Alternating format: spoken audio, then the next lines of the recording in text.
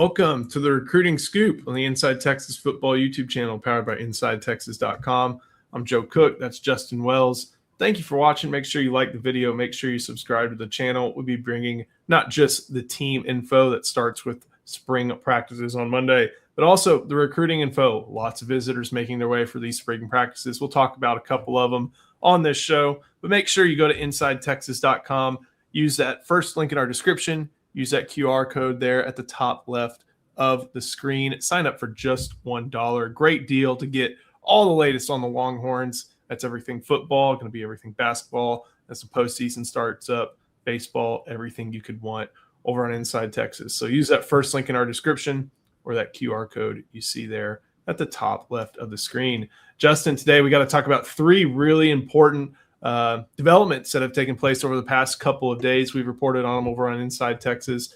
Involves a couple. One is a 5-star. One's going to be a 5-star. And one is pretty underrated by all the different services at this juncture. But we are going to start in the DFW Metroplex, talk a little bit about, got to get this right, Fort Worth North Crowley's John Meredith. And we've talked about him a good amount here over the past few days. I think we talked about him a lot on the Tuesday show, but we had known Texas was in his top group, maybe not the leader, but in the top group. We had known Texas was going to get an official visit at some point. Now we know that John Meredith will be seeing the Longhorns officially later this year. Yes, John Meredith will be on campus. Actually, I wouldn't be surprised if he pops in for a spring trip as well. He keeps these visit dates pretty close to the vest.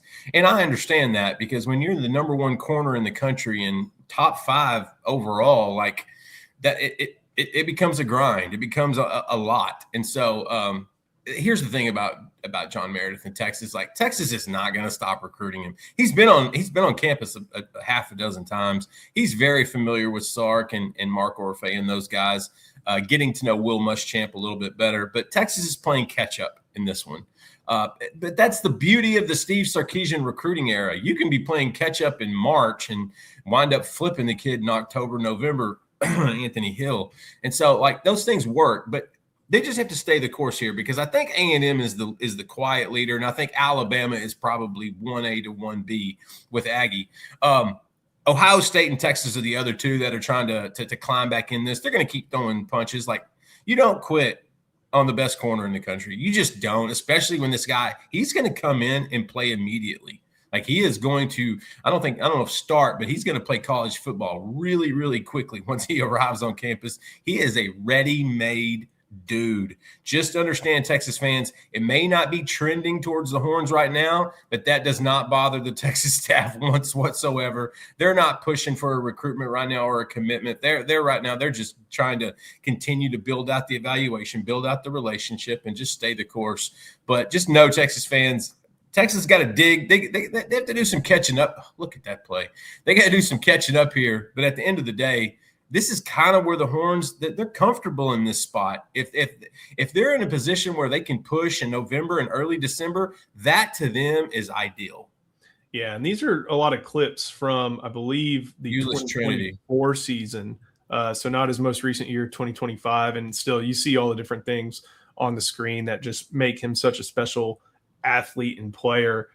Just that ability to just accelerate on a dime is pretty fantastic compared to some of the other corners you see in Texas. They need to get a high-end corner. We know that they're really recruiting Montre Jackson really hard out of Garland Lakeview Centennial. They do have a commitment from a safety in Greedy James. They are shooting for some of the best corners in the country. And it's, I don't want to say looking more realistic, but of the top end corners that they are recruiting, kind of feels like their best chance between him and someone like Joshua Dobson. Feels like the better opportunity right now. That's a good way to put it. The better opportunities with John Meredith. 100%. One, you get the in-state, locality. You got the familiarity there. He doesn't have to go as far. And I wouldn't be surprised if this kid stays in state. Like, I think John Meredith is going to play college football in the state of Texas. Dobson, they got a giant hill to climb with him. I mean, they like Dobson, and Dobson likes Texas, but he's courting like Where John Meredith has like 4 visits, Dobson's looking at like 20 schools. And so that one's going to be one that's got to play out a little bit more. Orfe loves him. But yeah, you want that. You want your floor ceiling guy if you can, like you get like Texas did with Easton Royal at receiver. You would love to get that at corner right now, but that's just not in the cards. John Meredith's going to take his sweet time, which he should. He's going to take his time. He's going to go through it. But Horns have a much better chance of keeping him in state than snagging Dobson from out of state. We do go out of state with our next guy. That is Chaminade Madonna Prep's Amari Stevens. Texas just went and got Derek Cooper from that school. That's where Jeremiah Smith went to school. And of course, we're not going to say that he's Jeremiah Smith because he's not. But this is another wide receiver. I know, crazy, right? This is another wide receiver that Chris Jackson and company are recruiting. And though committed to the Miami Hurricanes and not far from Coral Gables, Texas is putting a good presentation in front of Stevens. And when does he plan to be on campus? Yeah, so Amari, that's another one who has an official visit set for June 19th through the 21st. He gets the last weekend. He gets to hang out with Royal that weekend as well. It looks like they're gearing up for that to be the big OV weekend so far. But the thing with Stevens is, and he just talked to our guy EJ Holland, who's already killing it on the Miami beat, and he wanted to clarify that hey, he is solid to Miami and he's locked in and blah blah blah, and then he has a ton of other visits coming up, and so that's the beauty about Amari Stevens. Look, here's a couple things. One, this kid's acceleration is unlike many you're going to see. Like his start-stop acceleration quickness, twitch is uncanny. 2, I don't know what people are looking at with recruiting rankings, but putting this kid in the 250s seems like a crime of humanity. I don't know what you're looking for, and I don't know what he's missing. I know he's got to kind of get a little more poised in his route running. He's got to get, just get the nuances down a little bit more. But from a catch and go standpoint, there's not many better. Like Stevens is electric. And I think that's why Texas really fancies him. They love to go find that 1 or 2 guys out of state every year that they just really, really like. Unlike Royal, I think Stevens is could be that other guy. He's another one. Don't be surprised if Amari pops into Austin this spring. I don't think he has a date yet, but just talking to him, LSU and Texas are the 2 schools that are giving Miami the biggest run. So the Canes know what target is on their back. But just keep this in mind, as much as he's solid, Texas really likes this guy. And you put him in the class with Easton Royal and maybe like a Bryson Thrower and Trey Moore. That's so good. And so they're going to continue to battle for Stevens. Again, Amari, he admits he understands, he sees what Derek Cooper's doing. And so there's a connection there. The Texas early enrollee running back who also played at Chaminade Madonna. And I'm trying to remember, there's another recruit at Chaminade Madonna that Texas is talking to, but I can't, his name slips my mind. And the only reason I know that's because I've had to write Hollywood, Florida again under Chaminade Madonna 100 times. And so Texas loves this kid. They're not going to it's similar to Meredith in a sense. They're not going to stop recruiting him. They love this kid. This is a guy, he gives me Jermaine Bishop vibes.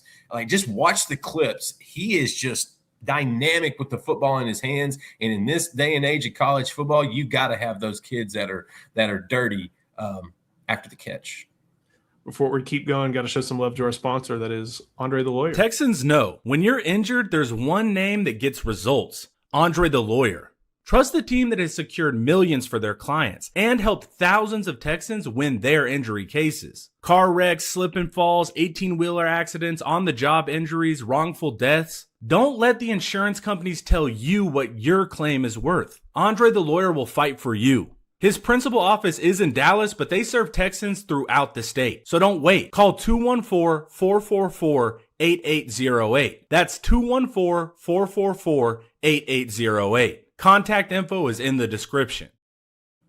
Last but certainly not least, this is that future 5-star we were talking about. That is Marcus Facatao. He was at Orange Lutheran in the LA area. Now he will be at Sierra Canyon, home of Bronny James. I always have to mention that one. But also the school that produced Richard Wesley in the most recent class for the Longhorns. Scary to think of what would have happened if both these guys, because Marcus is a 2028 to 2027 reclassification. Wesley was a 2027 to 2026 reclassification. They just missed each other, but Marcus has a couple visits lined up to Texas, and there's some interesting news about him that came out today via Rivals, our buddy Sam Spiegelman. Yeah, so let's clear the air first on the importance of Bronny James being mentioned at Sierra Canyon. I'm going to tell you something. I think we're at a point, and I stand for all Texas fans and all sports fans in general. I'm more interested where Polly Cook is going to attend elementary school than I am where Bronny James went to high school. We'll have a hat ceremony. We can put that down. We can put that to rest. Yeah, Miss Polly's going to have a hat ceremony. Let's just make that very clear. Pacatal is a kid that, man, Texas absolutely loves this kid. And whatever Texas is saying is really selling with him. He is really he's receiving this. This is a kid that's already been on campus once. He's going to come back again for an OV in June. I want to say he may even have a spring trip set. I need to catch up with him to make sure. But the big news this year, big news today, was that he transferred to Sierra Canyon from Orange Lutheran, like you said. Notable there is Richard Wesley, like you'd mentioned. That's a Texas enrollee that's on campus that is already talking up guys like Kasai Curry. Pacatal is going to be on the same line with another defensive line target, and Kasai Curry, who's also going to be coming in for the spring and the summer. And so Texas, I don't know if they have a type, but there's a school on the West Coast that they really fancy. It's similar to Chaminade Madonna in South Florida. The thing with Pacatal, also very notable, Sam Spiegelman posted a note on our board this morning. His agents are going to meet up with the brass at Texas today. And those are ongoing conversations. Those happen on a regular basis. But that's a good little nugget because it just shows you Texas is really, really in on this kid. I believe Muschamp, he was one of the first, if not the first, kid that Will Muschamp went to go see whenever he accepted the defensive coordinator job when he went out to the West Coast. I believe Johnny Nansen was probably out there with him as well. They've really clicked. Kenny Baker and Pacatal have really clicked. And so this felt like a Notre Dame recruitment for probably a year. Like we didn't really look at it hardcore too much because it just felt like Notre Dame.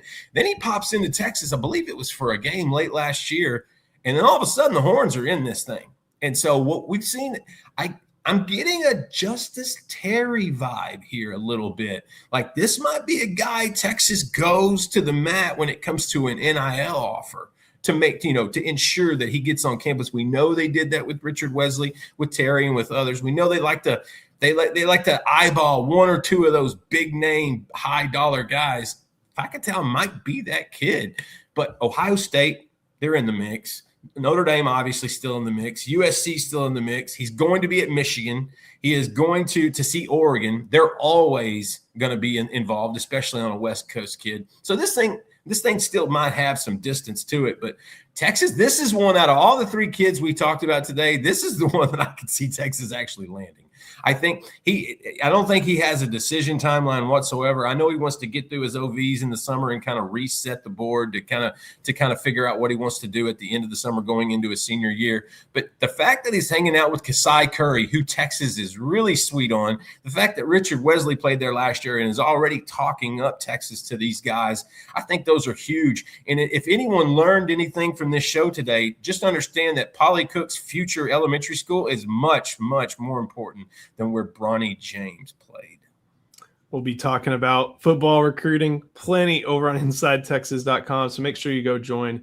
Use that first link in our description. Use that QR code there at the top left of the screen. Going to be awesome time. Starting next week with visits coming in from all over the country, as well as football guys in action. I don't want to say in helmets and pads quite yet because we know they have to do that little acclimation period, but football will be being played in the next couple of weeks over on Inside Texas. So come make sure you join today. Justin, thank you so much. Thank you for watching. We'll see you next time on the Inside Texas Football YouTube channel powered by InsideTexas.com.